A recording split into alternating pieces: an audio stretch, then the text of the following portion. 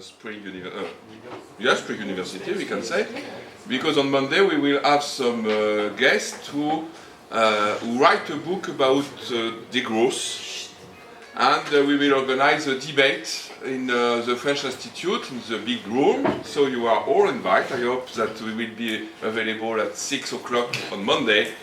Rados Veta writes the preface of this book, who will be available in a little. It's a little book. Very famous now in France and all over Europe, because it's been translated in 10 different languages now. And it's not only about degrowth, that is not so interesting, in my opinion. I can explain why.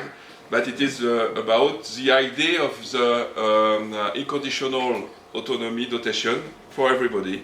It's more or less utopist way of life, we can say, or project, political project, more than economical project. So we will continue, and that's very interesting because it's very complicated to understand the frontiers, I will begin, between growth and degrowth. That's a big point.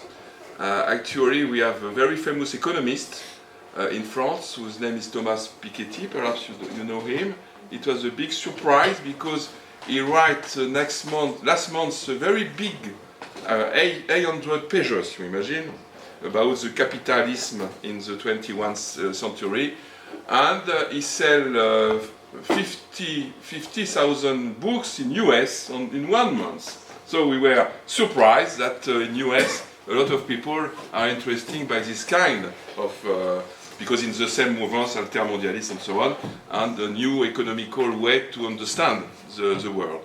And to understand the world, we have to take care to walls and gates, but I will not develop a lot of things because it's aperitif and we have to finish. Only to ask questions, to try to share some questions with you, and to announce a certain number of topics, because it is important, perhaps more in Bulgaria than in France. I will explain why, with some images you will understand. And sometimes when people ask me why Bulgarian people want to integrate Schengen zone, I answer, it's not because only they are tired to show the passport and so on. It's because it's very symbolic and concrete at the same time. And that's very complicated, because there is not so many research about the symbolic way to build Europe. It's one of our topics. And the other topic is how we understand the frontiers now. Boundaries in English. Frontier and boundaries are quite not similar, but for one time it's only one word. And how it goes with our evolution of our identities, what we are, and how we are European. So it's large topic, and we win a project with Grenoble this year, and Peter was with us, about the Rhodope area zone with this population. And there is in Grenoble another idea to develop this kind of reflection in anthropological way more than in a political way with the Alps, because in fact this idea of the natural frontier, it's completely invented. The Ural don't exist, everybody knows that, but the Alps don't exist neither. Obviously it's mountain, but there is people in the mountain. And where is the frontier if there is people in the mountain? The Tatra are the same. I live near the Tatra too. It's the same. In one side is Poland, in the second side is Slovak, but inside, what it is? It is the frontiers, okay? But where are the people there? So it's completely invented.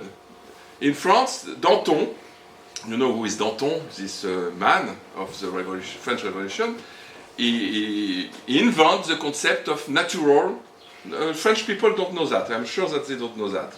It's a very famous discourse in the chamber at this time, and he said we have to define the France territory with some natural frontiers. And it is not a hazard that in France, all departments, for example, have some natural names, river, mountains, and so on and so on. I live in Marne. What is Marne? Marne is a river.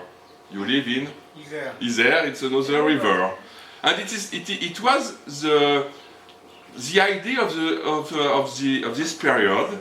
It was no more something related with religion. Absolutely not. It's finished with that. So it could be nature. You know, we are in the Enlightenment, and in the Enlightenment we have to make the links between the population and the nature. And we invent new way of frontiers. And that's a very interesting story, because now we are invented a new way of frontiers. It's why I put that. I know that I can have many hours to discuss of that, but I just put walls on gates, because it's one of the very big problems we have now, is that we have to take care not to be used to a sort of frontier. I will explain why. C'est bon, ça marche? Ouais. In fact, we have to take care and to try to imagine the old concept of representation, how we represent the frontier, what it is frontier. For example, if you live in Brest and you are near the sea, what is the frontier for these people? If you never go anywhere, and if you live in the Tatra Mountains, for example, or in Rhodope, what it is the frontier for you? How do you represent the frontier in your day life, and for the other one? And also, the frontier is linked with the use of the frontiers. The frontier can be defined with the users of the sociology of users, the new sociology of users that we try to do. We have also to take care to the relationship between the maps and the territories, because the maps build the territories. You imagine the world as you are used to imagine it. When I was young, during all my life of children and so on at school, the maps was with the iron curtain at this period, and it was completely grey in the east, and in other colors, you know. And I imagine, and after that I live a lot of years after, I live in Russia. But even in Russia, I don't realize what was Central Europe. Because for me, all the Soviet bloc was one bloc, with people who moved and so on, but it is absolutely not true. And I discovered in Slovakia that it was absolutely not true, and it was a very different situation between Russian people during Gorbachev or Brezhnev time and the Slovak people during the same times. And their representation of the frontiers are completely different. My friend in Russia, even now, have completely different idea of what is a frontier. It is why it's very complicated to understand. I was in Georgia, working in Georgia during the war against the Russian army. It was the same situation, because for Russian people, they don't, even now with Ukraine, we have a big misunderstanding about that, because we have absolutely not the same representation and the same uses of the frontier here in Central Europe, in Balkan, and so on and so on. Not in France, because France, you know, it's unique and so on, one people, one territory, it's a mythology, very, very strong, and it's why it's very complicated. We have to live in France to understand this mythology, because if not, it's not possible to understand, I think. Like me in Central Europe. So, also another point, the cultural and mental boundaries. You can read, for example, The Fear of Barbarians of Tzvetan Todorov. It's only one book, and you will understand everything I want to say that, because it's one of the best, in my opinion, books about that. And the history point of view, and to finish with this side, it is not possible to have no borders, no limit. We need limits, we need borders, we need to be us, and to become us, we need to know who is the others. And we need to have limits, absolutely. Even inside Europe. It is not true to say that it is a Europe without frontiers, no, because we need it. And hopefully we have frontiers. But I have also frontiers between me and Serge. Serge is from Marseille, I am from Reims. I have a lot of difference between us. sometimes much more than between my friends in Slovakia, you know, because the north is absolutely not in the same frame that in the south.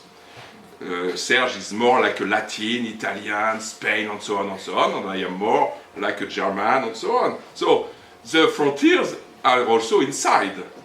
And when in the bus you said that for the poetry you don't understand any word in Bulgarian and so on, there is frontier in Bulgaria too. And obviously there is, because you can say I am from this part, my identity is part of that, and so on and so on. So it's completely mythology to say, to try to imagine a world without limit, because the human being needs limit, and we need to construct ourselves. It's like when you are young and so on.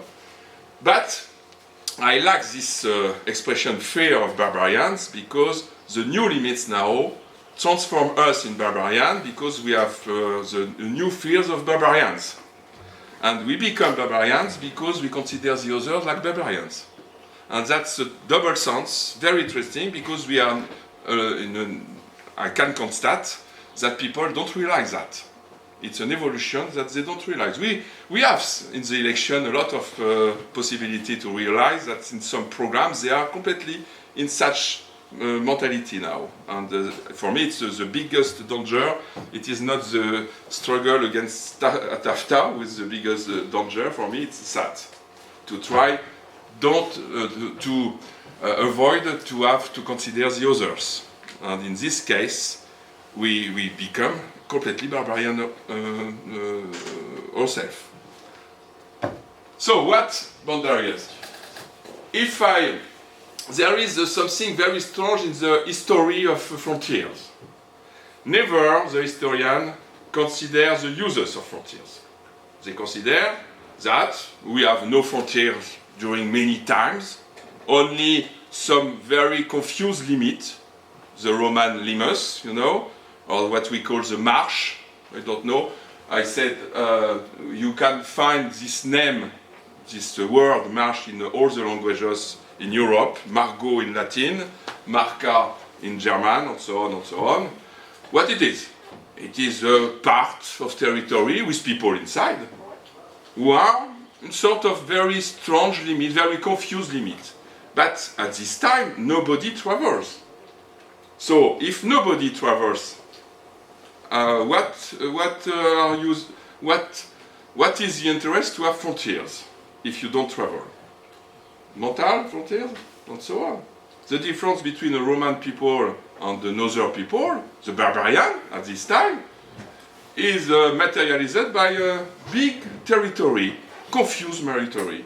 And if you have no war, no aggression, it's okay. The Adrian Wall it is not a frontier, it is a wall. To try to get the Roman people in one side of the wall and to push the people who wanted to come outside. The Adrian Wall is the Schengen frontiers for a lot of people. It's the same thing, in fact. But it is not a frontier, it's a defense. It is not the same thing. And when we call Schengen frontier, for me, it's completely wrong expression. Because a frontier is a passage, historically. It is not to cut something. It is to allow people to pass. And during many times during the Roman Empire, the passage was the Mediterranean, mostly because it was very difficult to imagine you can travel and so on with the product and all pass through the Mediterranean. The world that we know at this period was centered on the Mediterranean. So perhaps we will have soon a new shape of a new Europe centralized in the Mediterranean. Why not? Because it's a new way to imagine the passages and so on. And so the great question is who travel? And if you see, for example, I like very much this film Barry Lyndon. It's in the story. I am very quick. In what we call the post-Westphalian states, the post-Westphalian states need frontiers. They need frontiers because politically it was the new erected states with frontiers who delimited the political power of these states, not for the people don't move. You know, Poland move, but not the Polish people. The Polish people, they become Russian and so on, but they stay. They moved after, in the 19 or 90s, okay, but not at this time. And if you see, for example, this film about Barry Lyndon, who was this Irish man who traveled all over Europe during this film, you can understand that he passed through a lot of frontiers without any problem. And he was a soldier. That's all, because the frontiers was only in political way. It was not it was not wars. It was to organize something in political, in business, and so on, but not to make some wars. The times of the invasion was closed at this time, and the different empires after have some political frontiers with passages, and progressively we traverse. After the 19th century, people begin to traverse, and at this time, when we begin to traverse, the frontiers have another importance. I remember when Slovakia became in a Schengen zone, it was in 2009, something like that. No, it was before, 2007, three years after the integration in European Union. I was in Tatra, in a cocktail and so on, and a quite old man said me, "It's super now, we are in Schengen zone." I said, "Yes, why it is super?" And he said, "It is super because now I am free to go everywhere without any problem with paper and so on. I can go to Poland or so on." Because in Slovakia, nobody live less than 100 kilometers from frontiers, you know, so it's important for these people. And I said to him, to this man of 60 years old or something like that, I said, "And you travel a lot?" "No, never." I have never traveled. But it is important, because it's the way to be European, to imagine that you are free. If you want to, you can. It's why it's very important to integrate Schengen zone at this step, you know. So, it is not time now to buffer zones. A lot of political specialists said that Russia wants buffer zone and so on. I don't agree with this kind of analysis. And to try to think about the concept, the paradigm of states and frontier at the same times, and our federation, because we are a federation. A lot of people said that we are not a federation, European Union. It's not true, because the definition of federation is an ensemble of states with a sovereignty in share. So we are completely a federation, a specific federation, okay? But it's the case. And the conception of nation, because we don't share the same concept of nations. That's another point. If you consider Central Europe of Balkan with the imbrication of a lot of different people, different language and so on, it is absolutely not the same way that in France, for example, and some other country. So, if I go to some images, because the time fades away, here is Israel. It is a wall. You recognize. And a lot of people now, some of my colleagues, not a lot, analyze this kind of realization with business lobby, absolutely, with beton. And one of my friends calculate, I have not the calcul in my head, but you imagine what could it do? He calculates the price of all the war in the world now. And it's incredible. We have 40,000 kilometers of war in the world now. We are very big, very long, like in Israel, because a lot like that, you know. And Mexico, it is another one, but there is others, a lot, even in Europe, inside Europe. And that's, for example, we have 30 to 40,000 people who are in camps in Europe, in European Union. And it is not very popular to say that. Not politically correct, and not popular. Journalists don't care with that. It is not only a Syrian refugee, it is also a lot of people everywhere, in Germany, in France, everywhere. And they are completely inside walls, because they are not allowed to go away. Your Syrian refugees are much more in freedom like these people in Germany or outside. So that's a very strong point that it is new. It is new, and the big point is that we finish to be used to that, to be used to these wars, and that we have to fall the wall. You remember when, after the fall of the wall of Berlin, the Pink Floyd make a big show, the fall of the wall, and sometimes it happens. We have to fall the wall, the mental walls, but also the physical walls.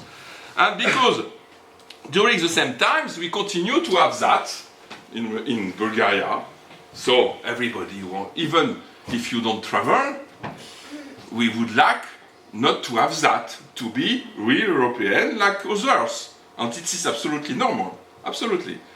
You know why, I can discuss about that, why it is not the case for the moment and so on. It is not the fault of Roman people, it is not the good argument, but there is some problems, as you know, and we have a lot of problems with Greece. Perhaps you don't know, but in Greece they are in Schengen zone, but they have 1,200 people from Frontex every time in Greece. Every time. So you imagine the money, the amount of money that it represents, because they get in Schengen zone very quickly without any security and so on and so on. And when I was young, it was like that.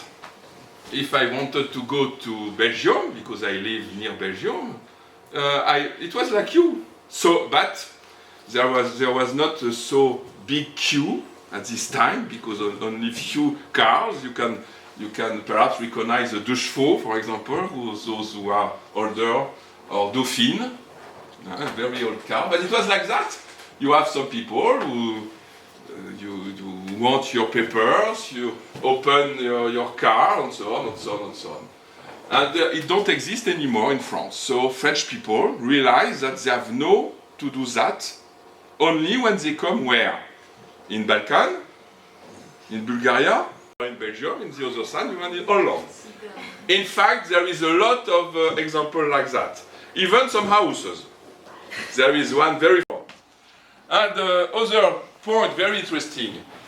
There is the first one is a little joke in France when we integrate to Schengen zone. The political man from Brussels, you recognize him. He said to the people, douanier, I don't know douanier. Police border. Yeah. He said, we don't need you now anymore. So what we are doing with all these people? That was a very big problem, you know, in the west of Europe, and it is already a problem because we don't know what to do with all these people. Okay, and the other point, we have new landscape of frontiers. You don't know where is the frontier really in the small area, but in the street, in the road, we have no destroy the old one, and now we have some vestige everywhere. Between Germany and France, a lot of vestige between Italy and so on, and Spain and so on, you imagine? And that vestige, it's absolutely empty now. If you go in Slovakia, you will see between Hungarian, Slovakian, Polish, Czech and so on, such a building. We don't destroy them. Why we don't destroy them? Because it costs to destroy something, you know. And we have no budget to destroy all this building we have. It's a vestige of the frontiers, and we keep them. It is absolutely no useful. It is like the old station, you know. But the station we have sold them. And I don't know in 20 years what will happen with this such vestige. But that's another point. And perhaps some artists or some people like that will use to do something. Why not? It could be interesting. So I just finish because it's time. and to some idea about that. So we have to take care to the violence. It's Jacques Baudieu who explains that the frontier could be very violent, and there is a violence with the frontiers. We have to take care with that when we cut and when we refuse the others. That's the Schengen zone. And there is another point, very interesting, where if you see all the Eurobarometers from 2008 to now, there is a question: what do you think of the future enlargement of Europe? And if you analyze who answers the most yes, we want that the enlargement of Europe, it's always the country who are in the border of the Schengen zone. Spain and all the country from the Baltic country to here. Every time. In the center of European Union, people say, oh, we don't know, and so on. But here, the percentage of people who want new enlargement is higher. Why? One of the key of this problem, of this question, is that they are in the Schengen zone. They are in the frontier. They are in the fortress. And it's very difficult to accept to be there. Even for Polish people, for Baltic people, and so on, because you have a wall against you. You pass the wall, perhaps, but the people outside are not allowed to come. And that it is a complete transformation of the frontiers before, you know. And that's a very hard point. We have to think for the future, because in the world there is 2,000 and so on, 250 kilometers of boundaries for something like 200 countries, and each year we have more frontiers, and each year we have more and more walls. Between Transnistria and the rest of Moldavia, we can say, it could become a wall very quickly, and that's another danger that separates, you know. The real danger is not that these people want to be Russian, or no, it is not. For me, it is not the real danger. The real danger is the wall. Because if you accept the wall, you accept the cutting of this part of the world. And we try to have something about altermondialisation and so on. It is quite interesting to have such evolution in the same time as the other one. So, the walls are not a solution. We know that, everybody. We don't want the walls. But we accept it because we have no choice, and we don't know how to do other things. That's a very big problem, and it's why, for me, the real danger is the transformation of the mental against that. I like this little cartoon of Plantu. He writes in Le Monde. And you have this family with a little suitcase who says the wall, you know. That's the representation of all Europe in the world. And I don't think that it is very, how say that, we are not satisfied with that.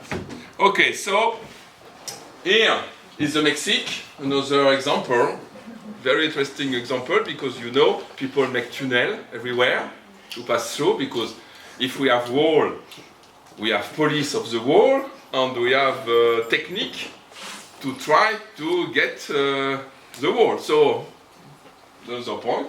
And now, in the rest of, even in Switzerland, it's why I put this one, because Switzerland is not European Union, as you know, but even in Switzerland, there is, ask these people, where is the frontier?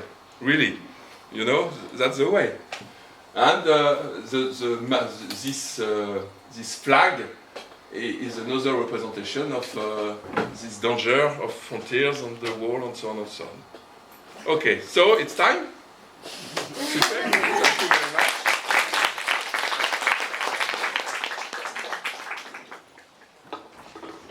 Do you have any questions? One question. Maybe I want to ask.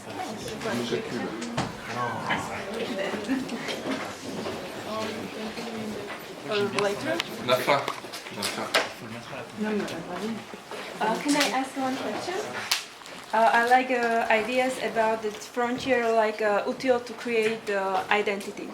And my question is, in future, it's possible to create our identity where nobody show us, no, in symbolic way, the frontiers or boundary.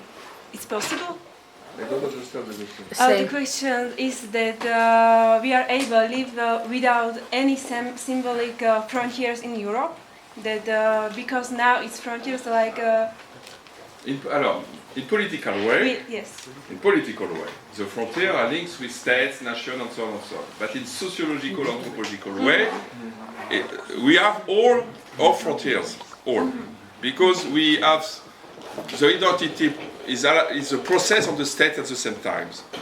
We change each of all our experience, change this process. We change, and sometimes I don't like, for example, the concept of strategy, identitary strategy, because it is not a strategy.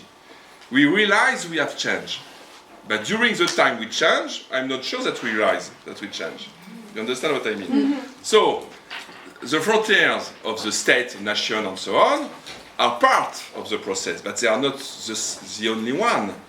We have a lot of limits, because we refer to the local, to Šipovici if you are from there, and so on, and so on, and so on. It is like a puzzle with a very complicated articulation, and only you know that.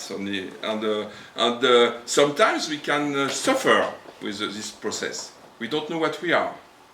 And there is a very interesting question. Why are we European, for example? And with my students, when I have this experience, I ask this question. Explain me why you consider you are European. That's a very, very strange question, because it's complicated to answer to this question. Because you can answer why you are Slovak. You are born here, okay. You speak Slovak, okay. And then? What? You accepted to be Slovak. In one moment of your life, you accepted to be. Yeah, you accept to be, exactly. And to be European is to accept to be European before all, because there is not other point. Mm-hmm. And the problem of the frontier is the problem of the frontier. You have a lot of people with travel, with mobility, and so on, change their own frontiers. For example, you live in a country. For example, I lived 10 years in Russia myself, and je m'ennuie, bored. Je m'ennuie. Boring. I am boring for Russia now, because it's like a part of me, like in Slovakia, because I am still in Slovakia, so it's okay. And when I will live here, I live 4 years in Bulgaria. I'm sure that I will bored about that. That's normal, because you change yourself. Mm-hmm. And now, because a lot of people are mobile, the young people are mobile.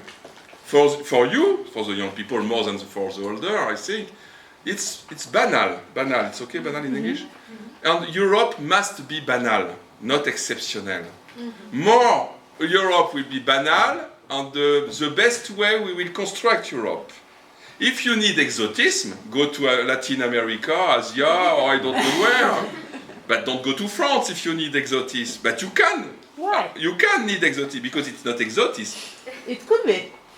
Yes. No, I don't realize that, because it's a part of us. It's not far. And we come back. Sometimes it could be much more differences between Bulgaria and France than Bulgaria and Indonesia. Oh, I'm not sure. Sure. But it's up to you. It's up to you. For another example, in Brest, I speak about Brest. In Brest, my colleague from Brest said, it's very difficult for us with our students, to incite the students to go away. Okay, but in Slovakia it is not like that. It is very difficult to choose the student who will have the grants, because every student wants to go away. So, for some people now, and in Central Europe is like that, more than in France. Europe is small, in fact.